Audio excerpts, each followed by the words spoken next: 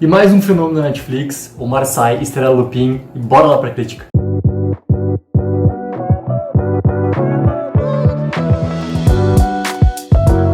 Fala galera, então, o Marseille, o ator que despontou pro mundo através dos Intocáveis, tá agora nessa produção aqui francesa, que evoca muito, tá, a literatura que eu não conhecia particularmente, assim, e me deixou muito interessado para conhecer como é que é, conhecer o Ladrão da Casaca, como é falado, que é essa literatura francesa do início do século passado.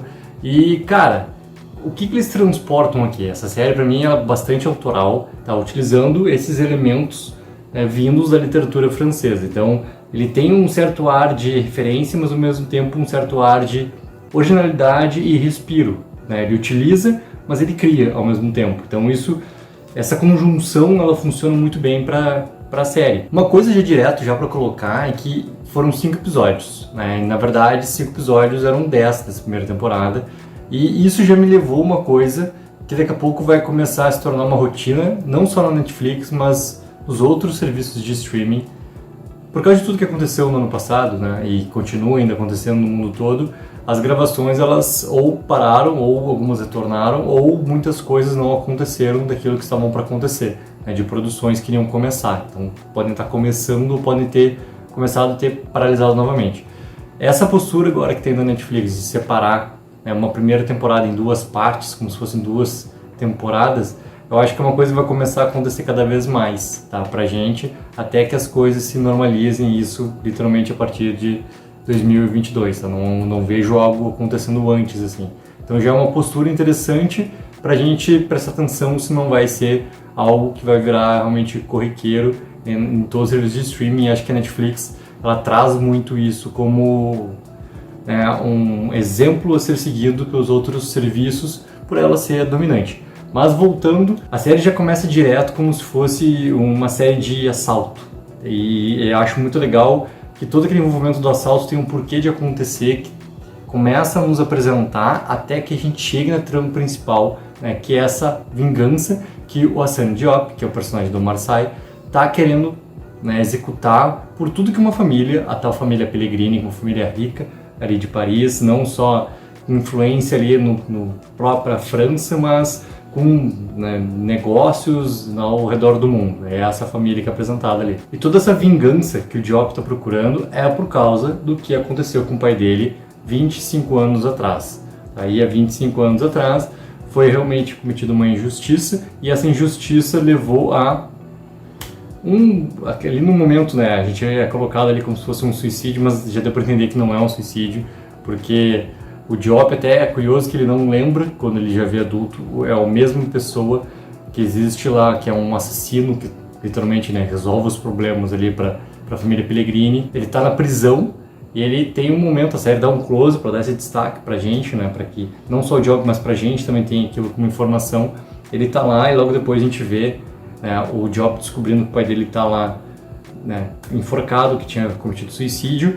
E depois a gente vê essa mesma situação acontecendo com a jornalista mais pra frente, ou seja, uma marca registrada daquele cara ali de resolução de problemas para a família Pellegrini, e ele consegue armar uma situação para que a pessoa tenha aparentemente se suicidado. Então toda essa busca da vingança, né, que o Diop está procurando, ele utiliza muito bem todos esses recursos, que daí sim entra diretamente na referência do Lupin.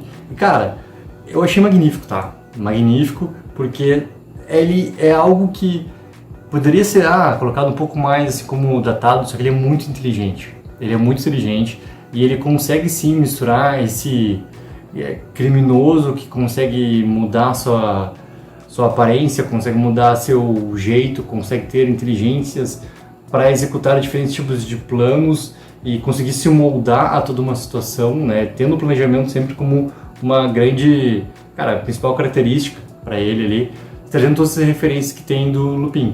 Então, tudo isso, cara, funciona muito bem, assim. Eu me lembrei muito de um charme britânico, né? Por exemplo, de séries de Sherlock, por exemplo, e muito, cara, de não só da série do Sherlock, mas de coisas do Sherlock Holmes mesmo.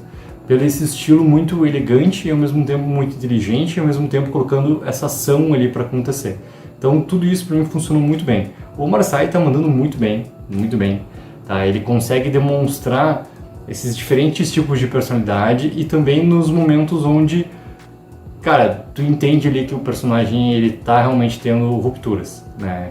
Eu acho que esses 5 primeiros episódios ali colocados como essa primeira parte de série pra gente, os 2 primeiros episódios eles funcionam muito bem nesse esquema do roubo e esse esquema sendo muito inteligente, como a trama está sendo apresentada, de ir, voltar, nos apresentar elementos do passado, ao mesmo tempo que ele consegue raciocinar, né, elaborando planos ali para conseguir nas informações, conseguir executar o que ele precisa executar, e a gente conhecendo também, através dessas diferenças de linhas temporais, que a linguagem que eles apresentam para a gente ali, que a gente conheça muito mais quem é o Diop, né, e qual é realmente essa referência que ele tem em relação ao Lupin, e depois a série entra realmente nessa parte da vingança que ele busca, sem deixar de perder todo esse lado inteligente que tem o personagem, mas entra muito mais numa linha mais linear de contar essa história, até o momento onde a gente tem aquela ruptura ali de final de primeira parte, final de primeira temporada ali. Uma coisa que pra mim ali, por mais que esteja explicado, tá, em relação ao inspetor de polícia, por exemplo,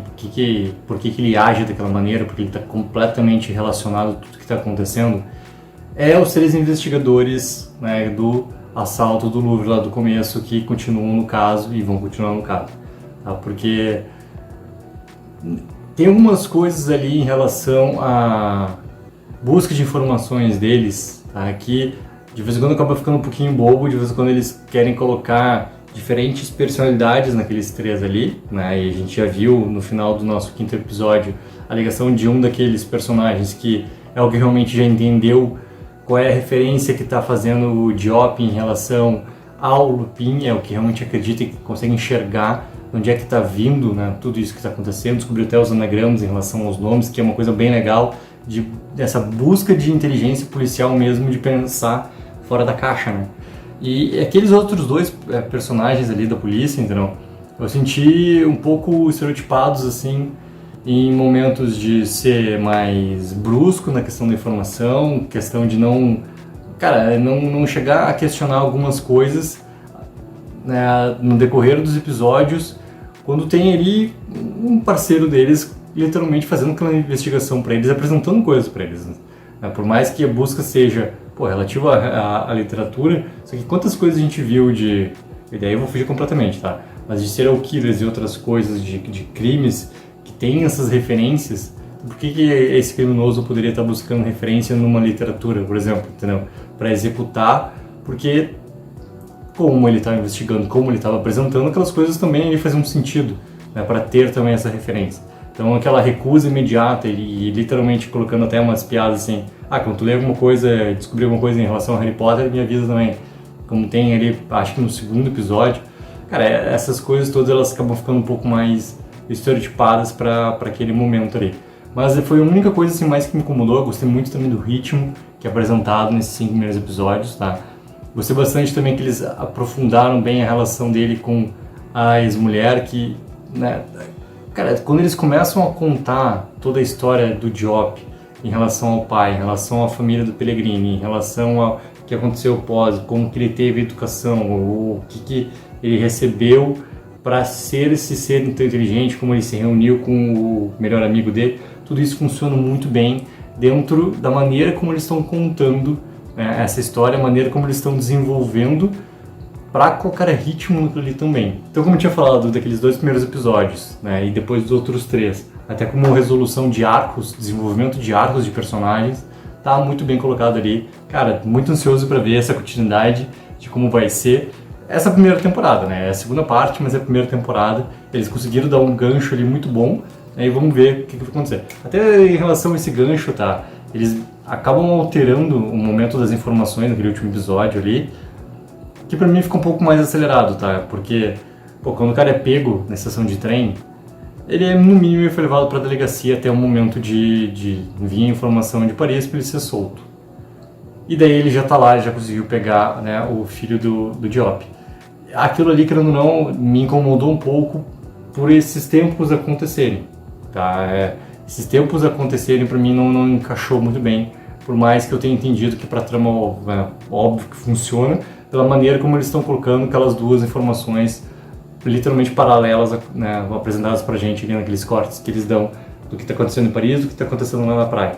Então, foi um breve momento que me incomodou, assim, foi muito rápido aquela chegada e realmente a aproximação dele para fazer, né, o sequestro. Então é isso, galera. Já assistiu o Lupin? Deixa aqui embaixo nos comentários o que achou. Vamos conversar sobre. Não esquece de curtir o vídeo, assinar o canal, porque Take 04, viva o sonho aqui.